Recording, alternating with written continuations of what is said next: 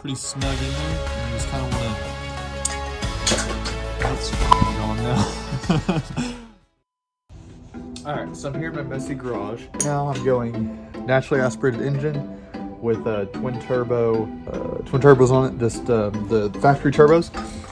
And part of the procedure is that's recommended is removing these oil filter bypass valves that are in the factory NA spot, which are in the block, because the twin turbo one already has them in there. So a lot of people have trouble removing these. As you can see, I already have one out. But I think this next one will be a bit harder because it's actually, the ball isn't even in it, it's blown up. But anyway, I bought, I don't have the kit over here. Anyway, this is it's like a 6-pound slide hammer or something from Harbor Freight. Yeah, I'm gonna use this to remove it. Hopefully I can get it pretty easily, because I just now did the other one pretty easily, but you know, it's just the 6-pound slide hammer. It has this little hook attachment, and I'm just gonna slide it into here as well as I can. I will admit, the other one came out significantly easier than this.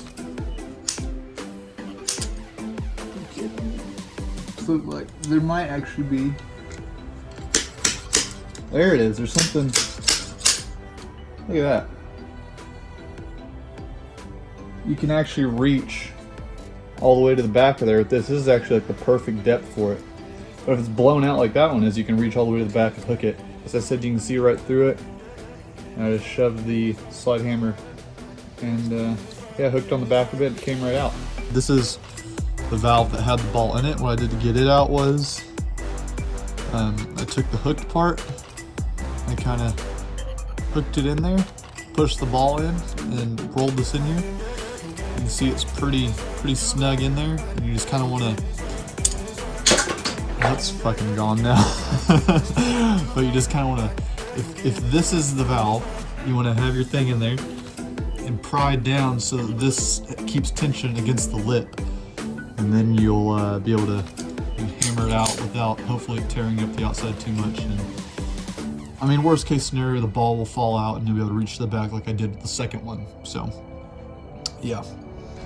So yeah, not too bad. Now it's just ready for the plugs that should be coming in anytime this week, and I can go ahead and plug it up and probably reinstall my or put in my twin turbo oil tree. All right, so it's my twin turbo, or my naturally aspirated block, but I pulled out the check valves there, the oil bypass valves, and I'm just going to use the ones in the twin turbo tree. These are the plugs you can buy from Z1 or Nissan or whatever, and I just have a 5/16 socket right here that I'm going to use to tap these in securely. Alright, I have that pretty much flush with the, actually it's like perfectly flush with the back of the block. Go do the other one. You can see that one where I hit it. That one as well. They're both seated in there, what I hope is pretty well. Next, I'm going to use a razor blade to scrape off this old gasket material. And then we use Scotch-Brite on here, and I'm probably, let's see the oil, yeah, same thing on the oil tree. Just gonna scrape all the old shit off and try to make it look relatively like a good sealing surface again. All right, now I have both of these surfaces relatively clean. You can see there's an O-ring inside of this oil tree. I have a replacement that I bought. I'm going to go ahead and pop this old one out of here using a pick and put the new one in. So yeah. This gasket that took a long time to come in. I don't know what that was about, but I just now got it. So I'm gonna remove all this stuff and go ahead and replace this tree gasket. So it actually wasn't that bad. I just had to remove the turbo, which I only had held on by these two nuts at the moment. So I'm gonna go ahead and remove this and double check the inside of it to make sure I have like that O-ring in there, and double check the mating surfaces to make sure that they should seal right, and then put that gasket on, call it good.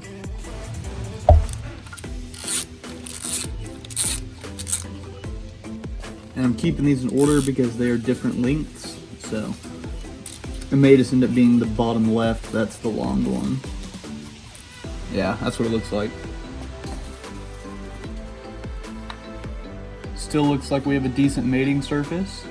You can see our plugs are still in there. Yeah, everything looks good. I'm probably clean that off a little bit. Some brake clean, nothing too crazy. And put the gasket on and bolt it down.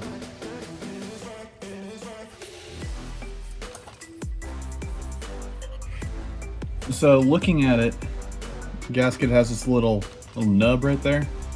It looks like it goes on pointing to the left. I mean, that looks right. I think we're gonna go with that. All right, now we got the bolts started. We're gonna go and grab the torque wrench and torque these down to 12 to 15 foot-pounds.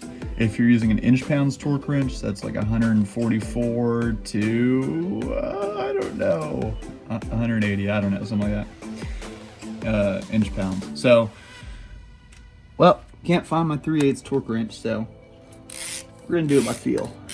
Just wanna go evenly around it, at the very least.